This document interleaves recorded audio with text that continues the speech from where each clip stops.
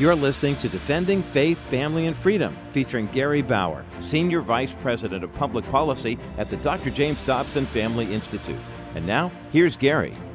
Hello, everyone. Welcome to the James Dobson Family Institute podcast, Defending Faith, Family, and Freedom. We're really glad that you're with us here.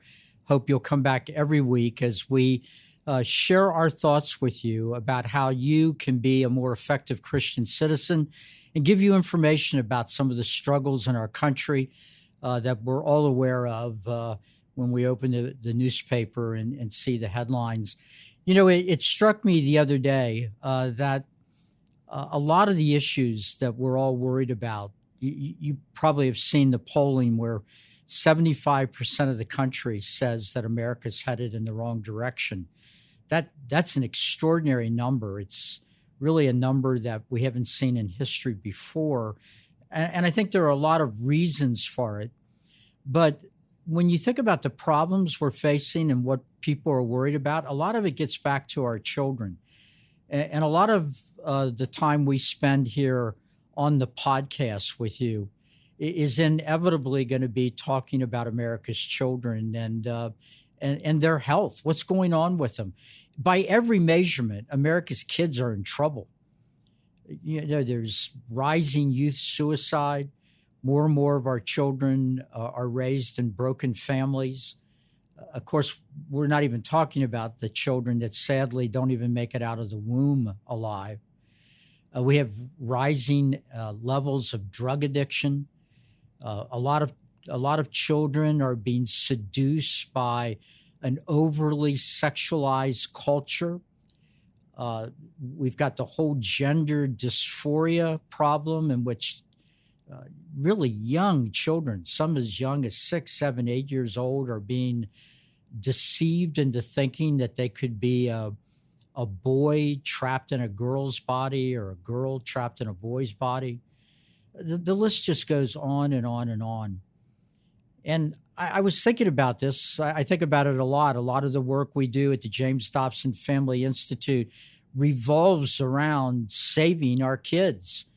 And all of these issues that are affecting our children, I don't think it's possible to solve any of them unless the American church is involved and unless Christian parents and Christian citizens step up with the teachings that we believe in and the values we believe in and apply those teachings and values to trying to save our children.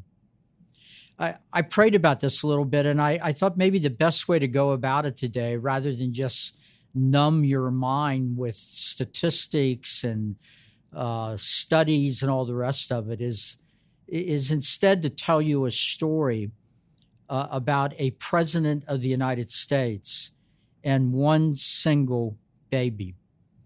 Back in the 80s, I had the great pleasure and I had the great blessing of working for President Ronald Reagan all 8 years of his administration. In a couple of those years, I worked at the White House, which was a pretty big deal for me. My dad was a janitor. I grew up in a working poor family.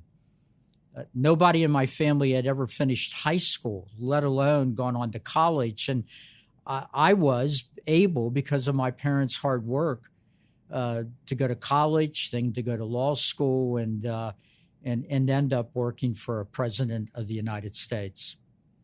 Well, one day in Indiana, in the heartland of America, a baby was born to a mother and father that came to be known as Baby Doe. Now, those parents were waiting with great anticipation for the arrival of their new baby. But when the baby was born, much to their shock and horror, the baby had a number of birth defects that go along with Down syndrome. This was a complete surprise. There wasn't anything during the pregnancy to indicate something was wrong. And so the parents were mortified. They were shocked. They were depressed. They were saddened. And they also were getting really bad medical advice because along with the normal manifestations of Down syndrome, the baby had a couple of other problems. One of them was a blockage in the child's digestive system that prevented the baby from digesting food. And the doctors told these parents that the child would never be fully what they wanted in their child. And it really was not advisable to seek the surgery that would have relatively easily removed that blockage in the baby's digestive system. And so baby Doe was put into a crib and rolled off into a corner of the nursery where a little sign was hung on the crib that said, "Do not feed." They were going to allow the baby to just naturally starve to death without getting the surgery. Now, there was a Christian nurse in the hospital that day. She saw what was going on. She was mortified. She told people later that she went off to a room and prayed about what to do. She was confused. She didn't know what her role was. Should she report this to somebody? Should she get involved at all? She ended up telling her superior that she was feeling ill, and she went home, and she decided in the quiet of her own apartment that she had to do something about this. Now, this lady didn't start at the grassroots. She didn't call the mayor or the city council. She started making phone calls, God bless her, to Washington, D.C. And by some miracle, to this day, I don't know how it happened, she actually got through to somebody at the White House. And she told us what was happening to baby Doe in Bloomington, Indiana. This was an emergency. I mean, this baby was going to die unless we could come up with some answer. So we immediately went in and briefed President Reagan. He was as shocked as you could imagine. And President Reagan, and this was a sensitive issue. You know, a lot of Americans feel politics shouldn't get involved in something like this. Government has no business poking its nose into these family decisions. Well, this family decision was a life or death decision. This little baby was an American. When that baby came out of the womb, that baby was covered by all the promises and protections of our laws. And so President Reagan ordered us to go into the federal courts immediately, file an emergency petition, which we did within hours, asking the courts to intervene. I wish I had a great ending to this story, but the same federal courts that can find rights at the drop of a hat for criminals and pornographers and all sorts of people could not find one word in our Constitution to protect baby Doe. So in the heartland of America, baby Doe starved to death. We were heartbroken at the White House. The president was heartbroken. But, you know, every day there's new challenges, big problems. This was one baby in one hospital. The president at the time, if you're a student of history at all, was busy trying to win the Cold War with the Soviet Union and basically save all of America's children from godless communism. Well, a number of years passed by, 4 to be exact, and I got a call one day at the White House from a friend who said, Gary, I just saw an article in a newspaper called Newsday about a 4-year-old child, and I think you're going to want to read this article. And he got the article to me. And what I read was about another couple on Long Island, New York, who were pregnant around the same time that baby Doe was born. And like baby Doe, they ended up giving birth to a baby that had Down syndrome and was suffering from a number of other physical problems that go along with that. Their doctors told them much the same thing. We're sorry to let you know your baby's never going to be normal. She's never going to overcome these difficulties. She'll never be able to do all the things you hoped for your little girl. But these parents were so convicted by hearing and watching the debate that the President of the United States set off because of what was happening in Bloomington, Indiana, that they decided they would get those medical treatments for their baby. And this article in Newsday was about how 4 years later, their child was doing all the things that a 4-year-old should do. The writer of the article talked about how the baby was demanding, or the 4-year-old was demanding, that their mom and dad hug them, how the child was happy and there was joy in the family. Well, back at the White House, a little tradition had grown up. If the president's schedule allowed it, every Monday we would have lunch with him, about a dozen of us who were all at the level of assistant to the president. And at that lunch, without any media around, we could bring up any subject we wanted within reason, get the president's guidance, or maybe inform him about something that he may not have known about. And I decided that morning when I saw this story that I was going to use my time to let the president know about the baby that was basically saved in Long Island because of him. And so when the turn came around for me to speak, I said, Mr. President, I want to share some good news with you. I know there's a lot of big issues on the table, and this is just about one baby, but I thought you would want to know. And I described for him how even though we had failed to save baby Doe, that we had convicted the hearts of this other mom and dad. And maybe there were others out there that we would never find out about. And because of his courage and taking on the popular culture and speaking up for the sanctity of life, there was a 4-year-old on her way to being a happy American child who would be going to school and experiencing all the joys of living in this great and free nation. When I finished, the room was silent. We were in the cabinet room of the United States. A fire was raging in the fireplace. And down at the other end of the room, there's a little hallway going to the Oval Office. I was talking to the most powerful man in the world. A president of the United States has the ability to affect millions of lives, not only in the United States, but all over the world. And so I was certainly on the edge of my seat to see how he would react. He sat there for a few seconds, and then I wondered if I was seeing things correctly. But yes, I was. He was tearing up.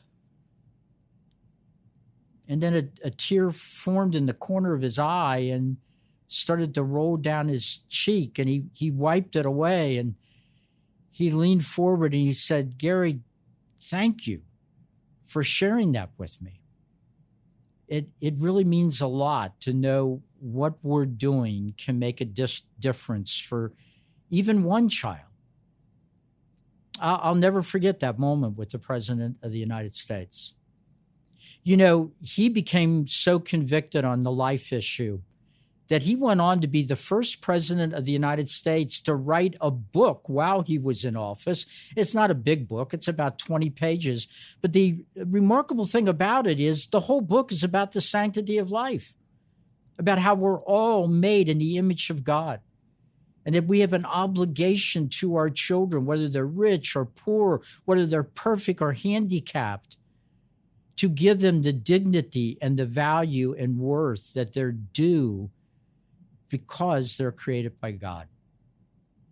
Now, over the years, when I've thought back on this story, you know, I thought, you know, if it wasn't for that Christian nurse in the hospital in Bloomington, Indiana, we would have never found out about that baby. We would have never been able to tell the President of the United States. He wouldn't have ordered us into the federal courts. Other parents watching this debate wouldn't have ended up erring on the side of treating their handicapped child with the dignity and value and worth that they're due. If we hadn't had a Christian president, Ronald Reagan was a Christian. He didn't wear it on his sleeve. But I can tell you for the years I was with him, he was a committed Christian.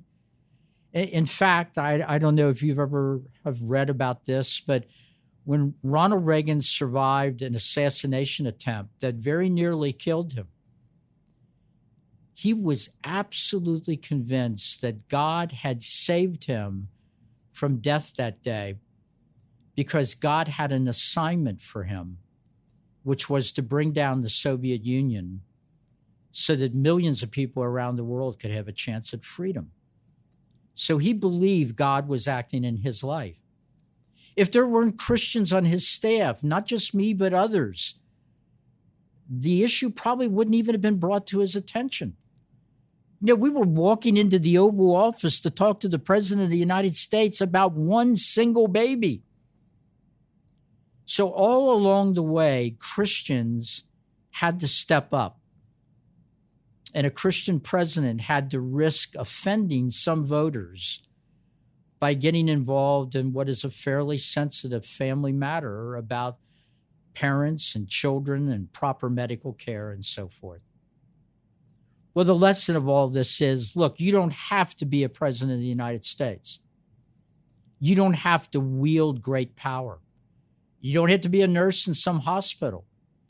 Wherever God has placed you as a Christian in America, in times like these, there are things you can do. No, it's more important than that. There are things that only you can do. I am absolutely convinced, you'll hear this from me over and over again, because at the James Dobson Family Institute, we believe this with all of our heart, that the problems facing America cannot possibly be solved without the Church of Jesus Christ in the United States.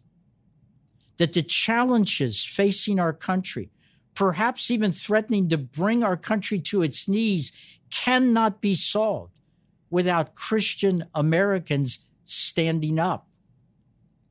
So my message today is, if you're in a place like that, nurse, then make a stand there. If you're working in some corporation and you're being asked to do something that offends or contradicts the faith you believe in, stand up and say something. If you're in government, don't leave your faith at home in the morning. If you were elected with the votes of Christians, we expect you to act on your Christian faith when you're a congressman or a senator, a president, or even if you're on a local school board or city council. Again, the future of America depends on our children being healed, and our children are not going to be healed without the active involvement of the Church of Jesus Christ and Christian Americans in every community stepping up to help our children and to preserve the chances for America being again a shining city upon a hill. Thank you for being with us again this week. Tell your neighbors and friends about this podcast. Bring them along the next time you're listening. We're counting on you to be in this battle, and we promise we'll be there with you with the resources and hopefully the encouragement and inspiration to fight the good fight, to protect faith, family, and freedom. Have a great week, and God bless you. Subscribe to Gary Bauer's Defending Faith, Family, and Freedom, where you find your favorite podcasts. Just hit the subscribe button to ensure you receive every episode.